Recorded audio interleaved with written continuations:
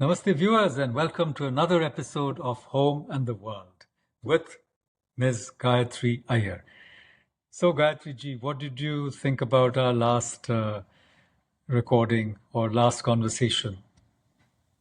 No, I can actually imagine when you were saying that how if Indians go to China, whether as tourists or for business opportunities, and how they would be starstruck as how people who used to go from India to the West, whether Europe or US, and seeing how things work so smoothly, they're so clean, and the buildings, the swanky buildings, the trains, the roads, everything. I mean, they've transformed it into really a world class city. And I've not just heard this from you, but I've heard it from even my father, who had some when he was in during his work days, also had to go to China. He was also very super impressed. And then the obvious question is, why can't India be like that? What is it that, and the population wise the same, so we can't use that as an excuse, or we have just too many people. So what is it that that stops us from being from our cities being a Shanghai or a Beijing? So that was one aspect of China envy that you talked about.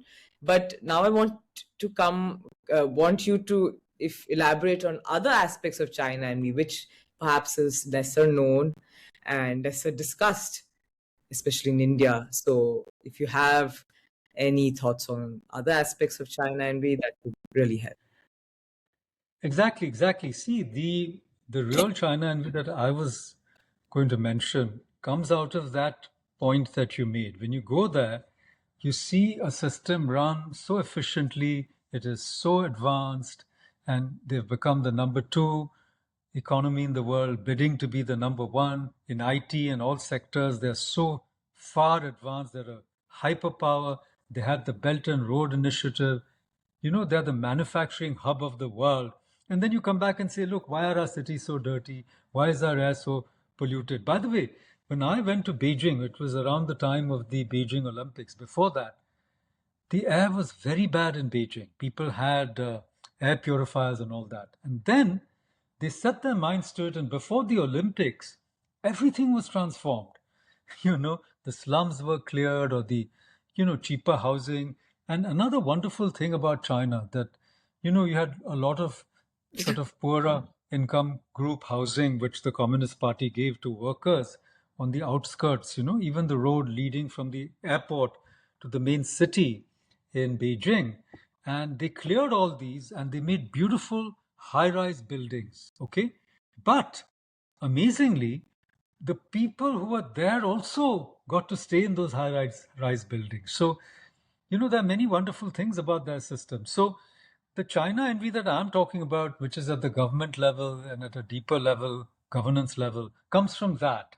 It comes from the assumption or the presumption that if we had a centralized system, one party, one leader, one language, one culture, one religion, and basically the collapse of the difference between civil society, and state, then we would run everything really wonderfully efficiently, and we would be like, wow, we would be Vikasit Bharat. You see, this Vikasit Bharat ka sapna our earlier president APJ Abdul Kalam had even given.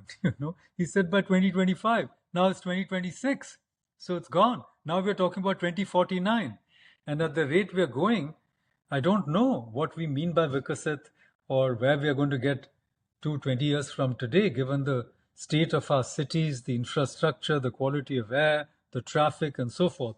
So, the temptation to bulldoze development, move really fast, but there is the obverse side of this, which is so dangerous, which is that we want to emulate the Chinese authoritarian system. So, no dissent, obedience straight down from top to bottom. Earlier it was the Chinese emperor. Now it is the secretary of the party, the president of, who is also the president of China, who's also the premier, everything all rolled into one. Not the And like, premier, but the president and the yeah, secretary, yeah, and President Xi Jinping. yes, And we want, some of us in India want that for India. One party, one leader for life, And within that party also, everybody obeys the leader, and then we also, long for a system in which, like, see the Han Chinese, they dominate all aspects of China, right? And we think that, okay, Hindutva, it's majoritarianism, they will dominate everything, but India doesn't work like China. We are an incredibly diverse society, you know and it is impossible to centralize and regulate everything. So China envy is actually a fallacy. It is not the route to go for India. And as I said, just as Indians envy China, ordinary Indians, many ordinary Chinese, though not all, but certainly the intellectuals and, the thinkers and other people, they envy India to an extent. And you may ask why? Because they envy the freedom. Freedom is a great value. So once your basic needs are met, you also want to be a free society. And what is preventing that freedom is basically the authoritarianism or the totalitarianism of the Chinese Communist Party, So the Communist Party of China, to use the official nomenclature, they run the whole society up and down. So whether it's we here in India we have private enterprise, so that's a player, you know, whoever they are, the two A's at the top or the B's, A, B, C's, whatever you have them. These industrial families or some independently, professionally run companies, they have a stake in the matter. They can influence decision making. And then we have a reasonably independent press, though not entirely. Now, there are all kinds of names for it. We won't go into that. Or the academia, which is supposed to be, again, autonomous. It's not completely state controlled.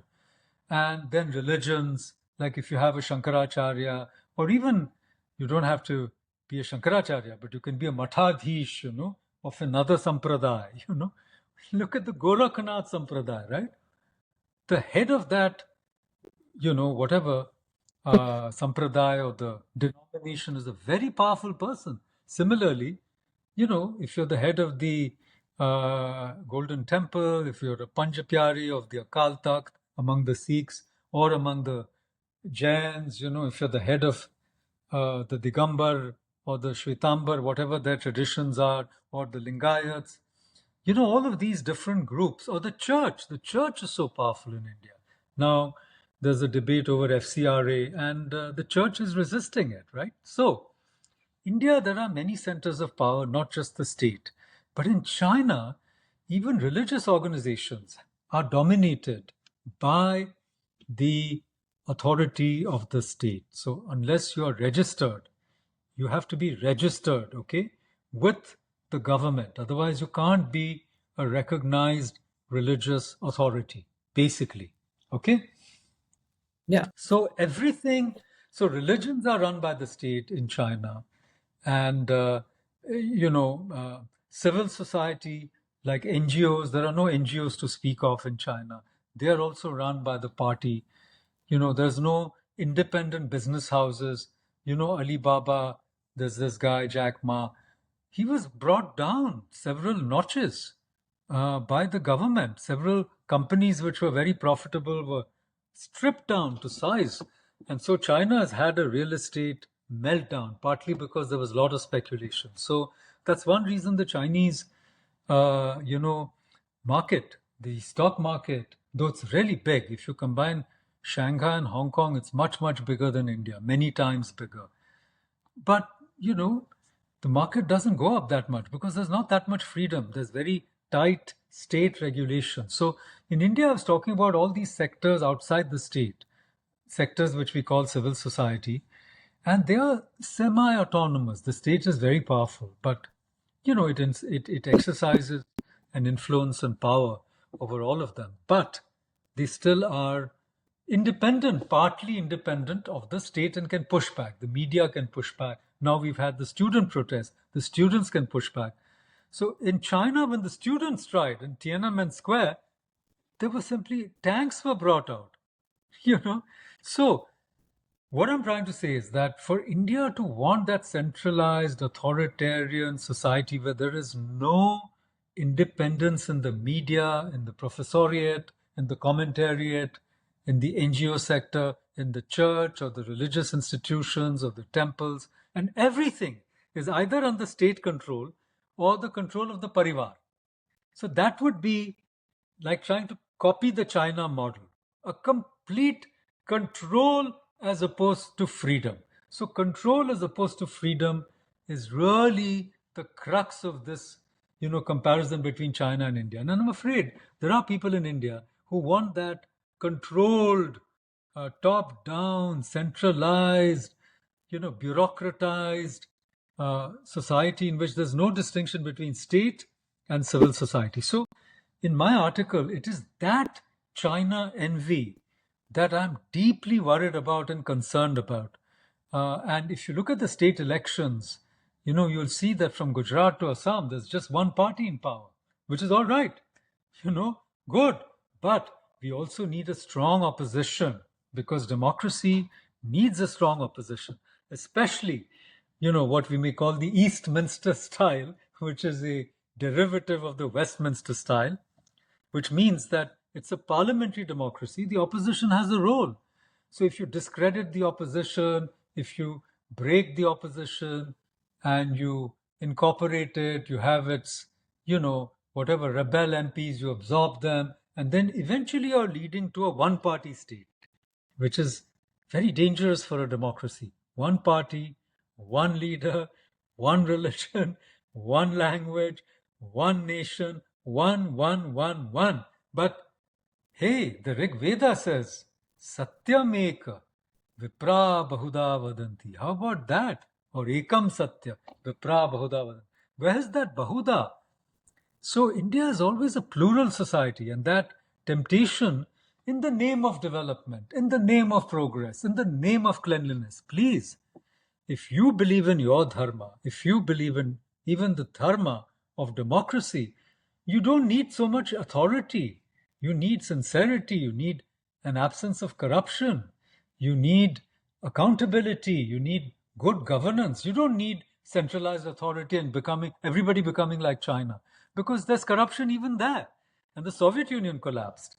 So even China, by the way, is run by the princelings and by the Communist Party and its own elites, its own oligarchy. So communism is not what it seems either. So if you copy them, that's not the solution. And I think the greatest, so-called greatest ideologue of the BJP RSS, Deen Dayal Upadhyay, he also said, we don't want to be like the communists and we don't want to be like capitalists. So where is our third way?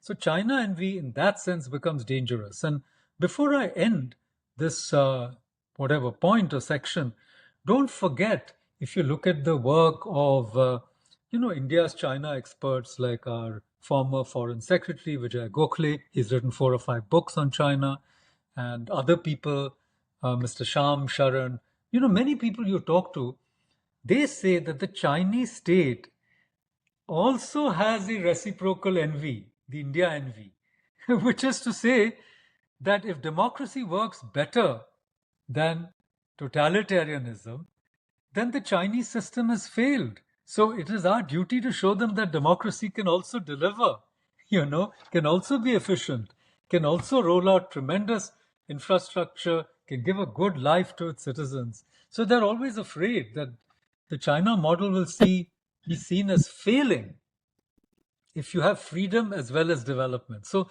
in a way, it's not only that they don't want a competitor in the same region, which is absolutely true. China cannot tolerate a competitor in their own neighborhood. But they also don't want a democratic state to thrive, you see, and a pluralistic democratic state to thrive. So they are also so they have a India fear. The state has an India fear.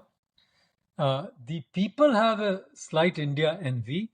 And for us, in a sense, we also have a China envy among the common people, a China envy among our leadership, but also China fear amongst a lot of people that, oh, we don't want to be overrun by them, Suppose they send 1 million drones across the Himalayas. What are we going to do? So it's a complex relationship. It's a civilizational relationship.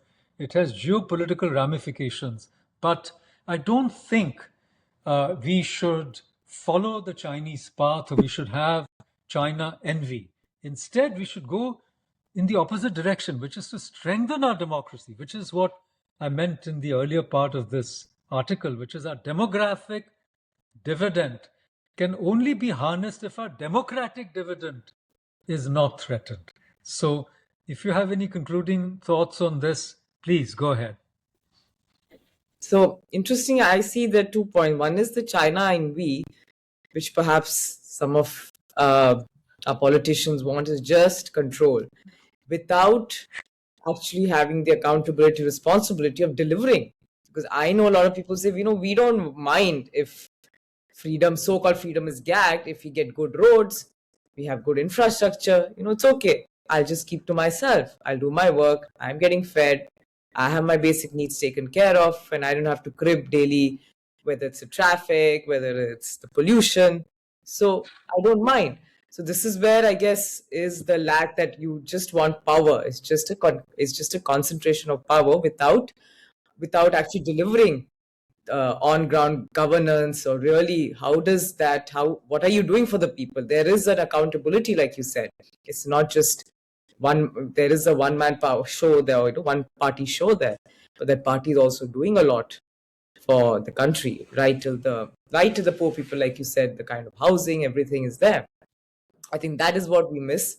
And so but also to come to also one more point that struck me is, it's so, given India's history with the colonization and the double colonization that you talked about, especially in your book Hindutva, and the latest book Hindutva and Hind Swaraj, that with the colonization, do you think that imposition of the Chinese model was actually possible?